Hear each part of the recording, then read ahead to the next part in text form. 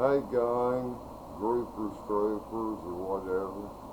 This is going to be a short video, but it's about a product.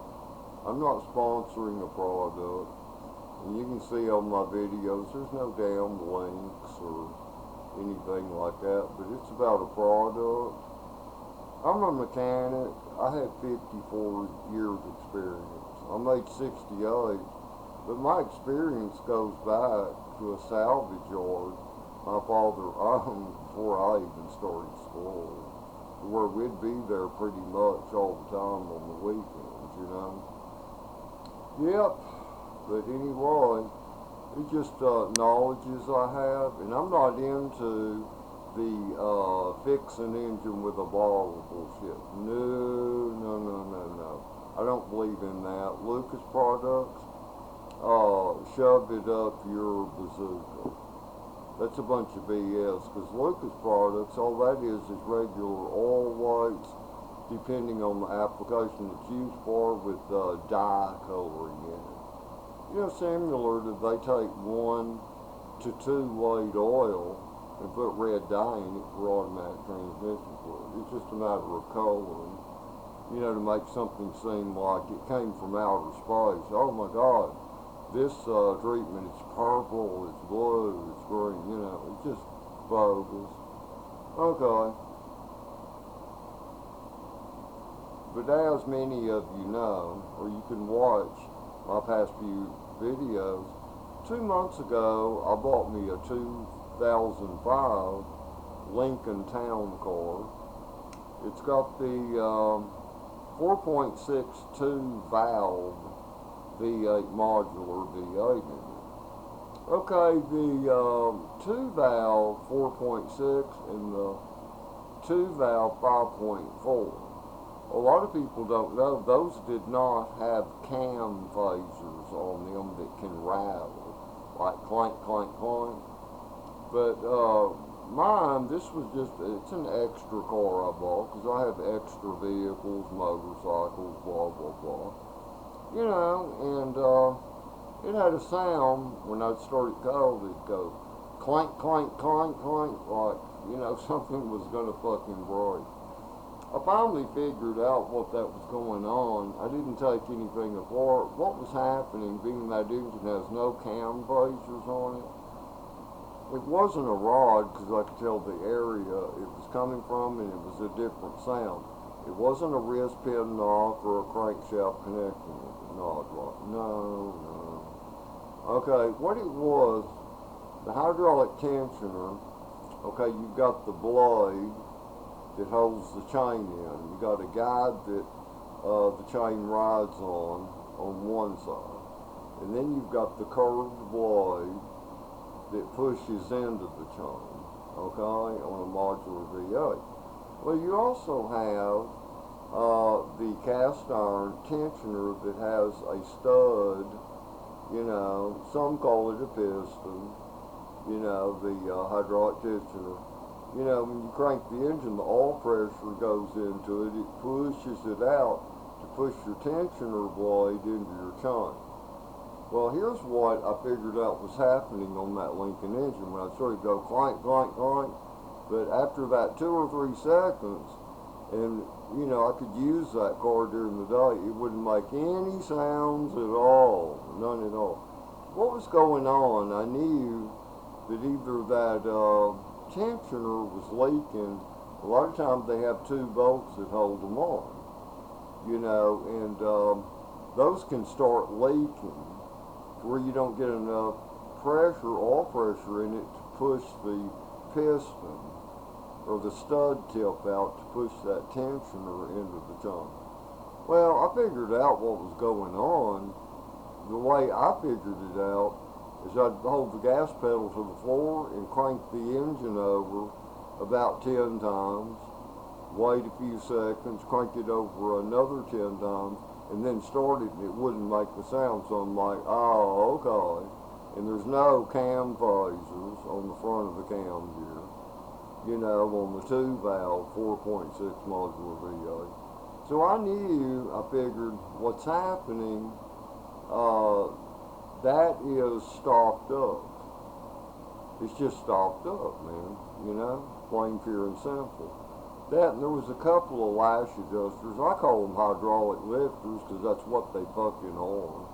Except they don't lift anything. It's just where the back of the rocker arm rides on it so that it'll go back up by the oil fill lifter itself, you know.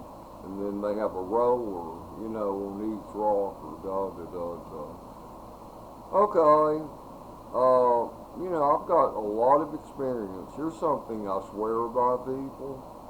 It's not going to help you if you have a engine connecting rod knock.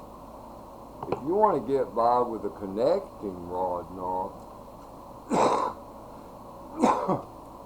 and one has a bad rod knock, it's a great step. My God, put in a quart of 85 weight gearbox oil in them. Because you need to go with thicker oil, thicker. And don't buy the additives, because you take STP oil treatment. There's something people didn't realize about that shit when they used it religiously in the 70s. STP oil treatment, what that does, that stops up your damn oil ports. And directly after you put it in, within a few miles, you don't get any oil to the upper end of your engine. And it also stops up the screen on the pump tube screen. It stops it up because it's too damn thick to go in. It turns into grease once it gets in that engine. Don't ever put STP oil treatment in an engine. If you need something thicker to put in an engine, just buy a quart bottle of 85 weight oil and put regular oil in it, and then add a quart of that 85 weight. So that'll be thicker. An engine that's already trashed anyway, you know, like when you're knocking at the connecting rods, that engine is already wasted anyway. And you might want to just be borrowing time, you know, to get by. Put a quart of 85 weight oil in it. But if you have lifters tapping, or this, what I determined to be a problem with that hydraulic tensioner, wrist loan engine treatment. I don't believe in things involved, but this shit works, people. It works. It works, man. Because that's the only problem that engine had in that horn. I put a bottle of this in for a couple of mornings when I'd crank it. It'd go clack, clack, clack, to where what was happening, the tensioner wouldn't push into the chain because it took a while for the oil to force the hydraulic tensioner to push it in the chain. So what was happening, the gear on the left upper cam, left end of the engine, it was rocking back and forth, clank, clank, clank, and that chain was slapping. But this stuff right here, it was on the third morning, and it's now the sixth morning. When I start that engine when it's cold, that sound is not there anymore. This shit fixed it. It fixed it. So it looks like what happened over time wasn't a matter of the oil pressure. It looks like the hole, you know, in the engine block that goes into the tensioner itself might have got stopped up with something. And it could have had another problem, like on the modular V8, 4.6 and 5.4 two-valve engines without the cam bases. You have an oiler under the camshaft cap in the front that sprays oil. Those can get stopped up because they have a screen on them when you take them out. Okay, it could have been a problem there, you know, that was contributing to it. But this fixed it, man. This fixed it. Wrist loan will not hurt your engine, people. This shit fucking works, man. This works. Now, as far as that stuff they've got out there, it looks like a damn milkshake, Ceratic or something. Don't quote me on it. I don't give a damn. But I've seen some videos. Don't do shit like that, people. Don't do that. But see, all that does is just stop up your oil ports, you know, like your crankshaft oil ports. The oil ports in your crank saddles, you know, in your cap area. That's all that does. It just fucks things up. You know, all getting to your lifters or your lash adjusters, you know. But this shit works, but be sure you get the right product. You know, it's wrist loan. I'll tell you where I learned about this wrist loan. I swear by it, man. Shit, yeah, man. I swear by it. It was, here, let me set this bottle down. Okay, what year was that? Yeah, it was 1978.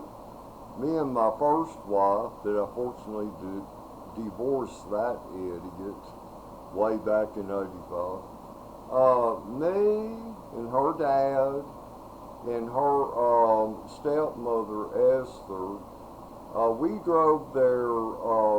It was a '75 Malibu Classic. The Malibu Classic had 4 doors on it, you know, and it had the 350 V8. Well, that thing smoked bad, and it knocked it. Sit there and run, clank, clank, clank, clank, clank, clank. Well, okay, they didn't buy a bottle of that Wristloan oil treatment. What they bought is some Wristloan oil thickener. A can of that. It came in a quart can, actually, like they had them in the old days. And they drove us from here to Houston to Dayton, Ohio. That was right at 1,000 miles. And that car, I remember, that was a beautiful car, that Malibu. It was a beautiful car.